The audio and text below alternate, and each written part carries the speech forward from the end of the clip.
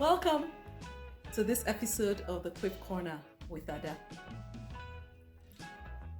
How many typing schools still exist?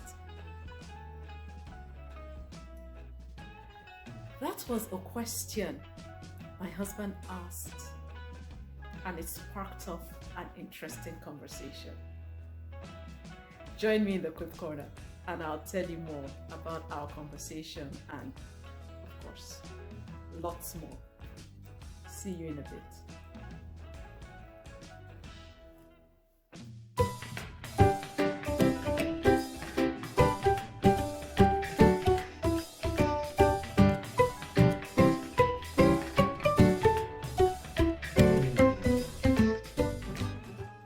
Welcome to this episode of Quip Corner with Ada.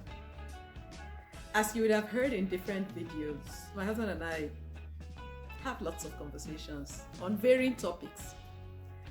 When we were having this conversation, I said to him, that gives me an idea for a video. And he promptly said, make sure you acknowledge me. And I said, what? I always acknowledge you. Have you watched all the other videos where I acknowledged you? And then, it was like, yeah, which ones? Tell me. I was like, okay, I'm not even going to go into that. But let me tell you about our conversation. He was watching a documentary and I think they were showing typewriters, and he just thought out loud, I wonder how many typing schools still exist. And that took me down memory lane. I remember attending typing school. And I'll tell you the circumstances around that just after I share the quip for today. And the quip is from my first book. This quip is something my mother used to say to me, oof, over and over and over again. So I was glad I remembered it and added it in my first book. Quip 43. If what is desirable is not available, make what's available desirable. If what is desirable is not available, make what's available desirable. At the times, to my recollection, when my mother would say that to me, it was when maybe I was complaining about not having something.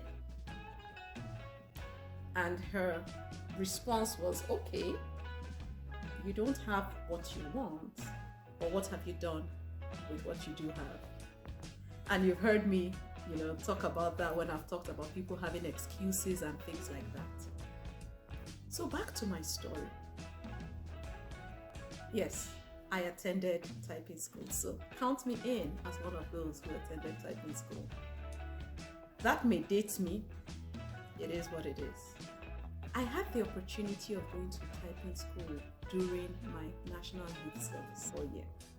For those of you who are not from Nigeria, NYSC or National Youth Service Corps is a paramilitary organization under which graduates are expected to serve the nation for a year. So during my youth service, okay, let me even tell you a bit about how youth service works. You get posted to a different part of the country other than your home base. And as I understand it, it was to promote national unity. Whilst serving the government, there are organizations that take in the youth corpers. So it's a type of internship, work experience. At the time I served, there were people who were going to banks and going to accounting firms, going to legal firms, going to all sorts of organizations. I was posted to work for a government organization. And I had prayed about it because I needed accommodation. let's not even talk about how much I was earning, because the amount I was earning was much less than what some of my peers were earning, those who had gone to the banks and so on. And I was recounting this to my husband in our conversation about typing school. During my youth service, the organization I worked with was giving us a stipend of 100 naira. The other organizations, some of my colleagues went to, like the banks, were giving them maybe 600 naira. Don't worry about translations, just take these numbers as absolutes. And of the 100 naira I was supposed to receive, because they gave me accommodation, that took out 60 naira. So I was left with 40 naira. Whilst people were doing whatever it is they wanted to do with their money, I said to myself, I'd like to learn something new during my youth service. And a few blocks away from where I lived, there was a typing school. So guess what? I enrolled with how much I could afford. I could have very easily said to everybody that, don't you realize how little I am earning? And I can't afford much more. But as I told my husband, I couldn't afford to go to computer schools, which were more expensive. And those who were earning more were like, oh, I went to this computer school and they taught me this and taught me that. I went to typing school because that's what I could afford. Fast forward, going to typing school equipped me such that when I got a job and we had to use computers, my typing skills were better than a lot of my peers. Like the quip I just read says, when what is desirable is not available, make what is available desirable. There's so many of us who keep going around complaining about what we don't have. I've said it before. Leave those excuses behind. Don't live behind them. I recognize you can't do everything. But what are you doing with what you can do? During my youth service, I could have very easily had a pity party. Oh, people are earning 6 times or 8 times what I'm earning. Okay, more power to them. The question is, what am I doing with what I'm earning? When I was talking with my husband, I also said to him that irrespective of how little my money was, I made sure I paid my tithe, because that's a covenant with God. And God has blessed me for it.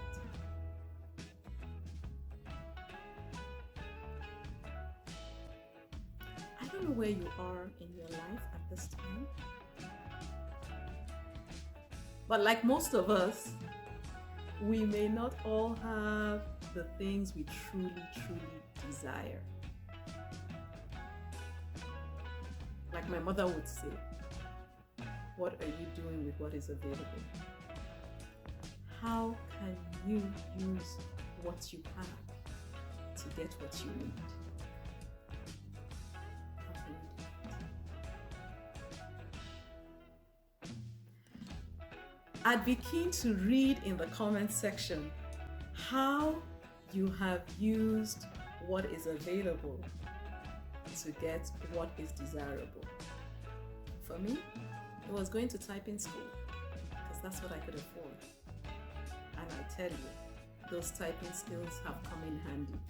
Not just because I'm writing books, but just at work. Sometimes people are like, you type so fast.